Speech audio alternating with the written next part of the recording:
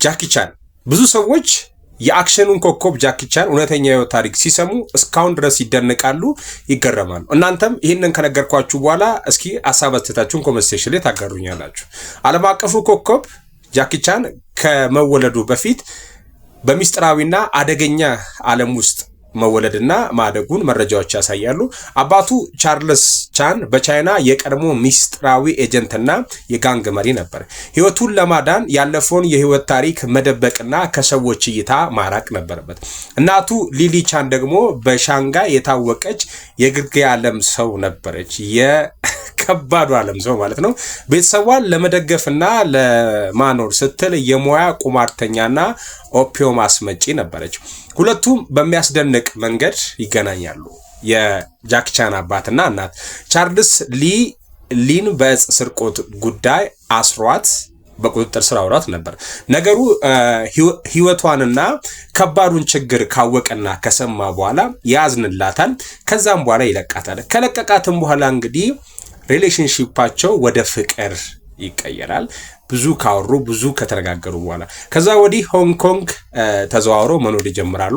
ስማቸውን ቀይረው አዲስ ህይወትም ይጀምራሉ። ጃኪ ቻን ያኔ በዛን ጊዜ ሆንግ ኮንግ ሲቀይሩ ይወለዳል። ጃኪ እነዚህን የቤተሰቦች ሚስጥር እስከ እድሜው ከፍ እስከሚልና ትልቅ ሰው እስከሚሆን ድረስ አያውቅም ነበር። ዛሬ ታሪኩ አንድ ታላቅና የሚገርም መልእክት ለዓለም ያስተላልፋል። ታላላቅ ኮከቦችና ታዋቂ ሰዎች እንኳን ከተዋረደና ከክፉ ሚስጥራዊ መጀመሪያ ህይወት ሊወጡ እንደሚችሉ ውድ አድማጮቼ ወቁ። ነገ የት ሊደርሱ እንደምትችሉ አይታወቅም። ቢያንስ የጃኪ ህይወት እሱ የሚያሳለፈው ውጣ ውረድ እና የተወለደበት ከዚህ አይነት ከከባድ ፋሚሊ መምጣቱ እሱን እንደዚህ አይነት ትልቅና አዋቂና ታዋቂ ሰው ከመሆን አልከለከለውም። እንግዲህ ጃኪ ቻን በቅርቡ $400 ሚሊዮን ከኔት ወርዙ በ2023 የጃኪ ኔት ወርዝ እስከ $500 ሚሊዮን ነው በ2023 ማለት ነው የሚለው። እንግዲህ በዚህ ጊዜ ስንት እንደደረሰ መረጃው ካላችሁ ትነግሩኛላችሁ።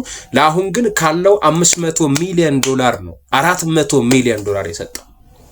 እንደው መረጃው የሚያሳየው ከ400 ሚሊዮን እስከ $500 ሚሊዮን ነው የሚለው። 400 ሚሊዮን ሊሆን ይችላል ያለው ኔትወርክ። ያንን አውጥቶ ለዶኔሽን ሰጥቷል። ጃይስ እና ኢታ የሚባሉ ልጆች ነበሯቸው። ኢታ የሆነ ጊዜ ሌዝቢያን ሆናበት ችግር ሲፈጠርም ነበረው ዳርማጮቼ። ጃይስ ደግሞ በራፕ ሙድ የተለያዩ ሱሱስ ምናምን ገብቶ ነበር። ስለዚህ ጥሮ ግሮ ያምጣ እሱም ይችላል ሲለው እንግዲህ በአመቱ ምናምን ነው በሁለተኛ አመቱ ልጁ የሚገርም ራፐር ሆኖ ነበር። ስለዚህ እኔ ገንዘብ አልሰጠም ኖ ፕሮፐርቲ ኢንሄሪታንስ ፎር ኪድ ብሎ ካወጀ ቆየ። እንዳወጀው እንግዲህ $400 ሚሊዮን ሰጥቷል። ይህን መረጃ እንዴት ታያችሁት? ሐሳብ አስተያየታችሁን ኮሜንት ሴክሽን ላይ አጋሩኝ።